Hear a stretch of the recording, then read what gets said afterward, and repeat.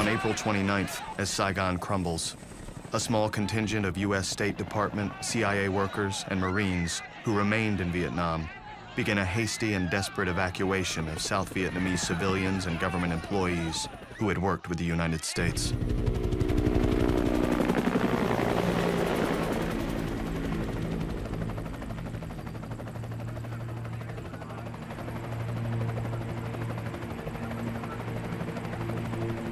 Tens of thousands of people scramble onto U.S. ships waiting offshore.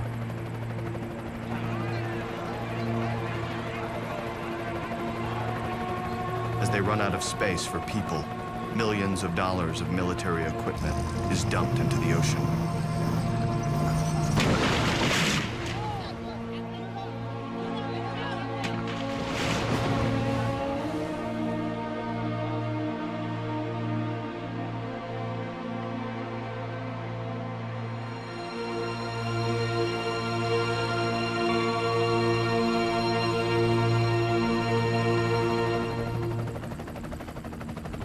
On April 30th, just before 8 a.m., the last American chopper to leave Saigon lifts off from the roof of the embassy. Less than 4 hours later, North Vietnamese tanks crash through the gates of the presidential palace. At 4 o'clock, a live radio broadcast announces Saigon is officially renamed Ho Chi Minh City. We're all gathered in the bureau, standing over the teletype when it starts ringing flashes.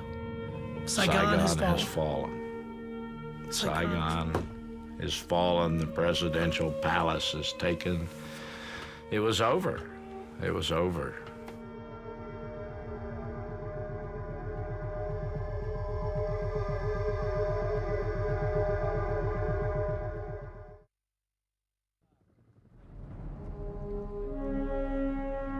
When I hear people talk about Vietnam and they say we lost or it wasn't a war we should have been involved in,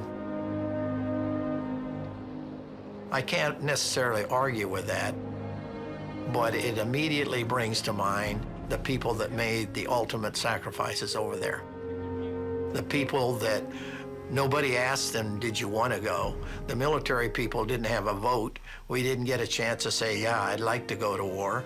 We were directed to do it, and by God, we did it.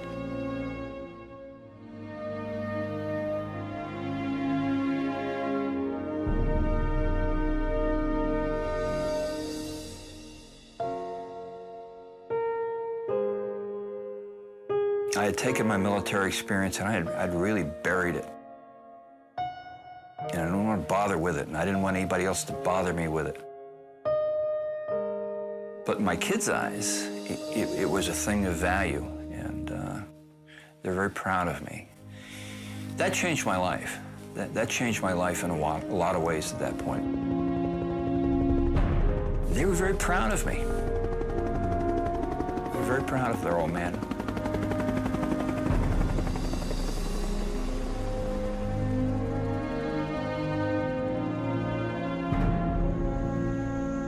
When people ask me about my Vietnam service, I always tell them I'm very proud that I served.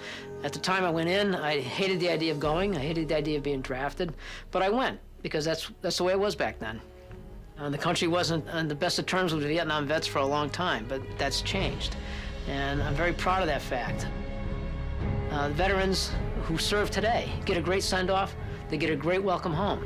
Now, I never got that, but I don't care because today they are getting it. And in my mind, that's my welcome home.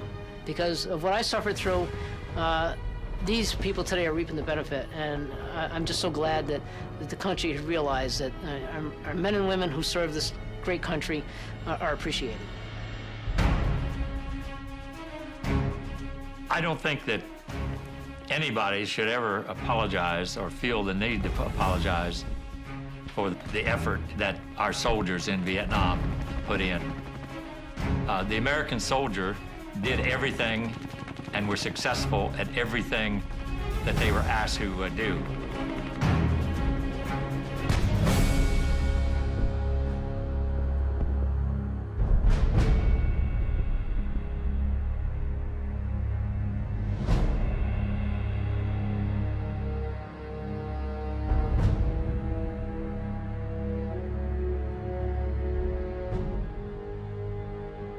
We had, again, people that felt that they were not going to come back, but they went over there and they served their country. So I remember the brave people that went over there and did what we asked of them.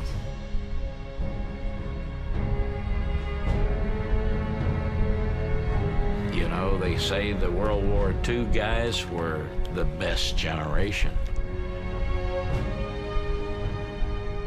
Well, those who fought every war since then were the best of their generation.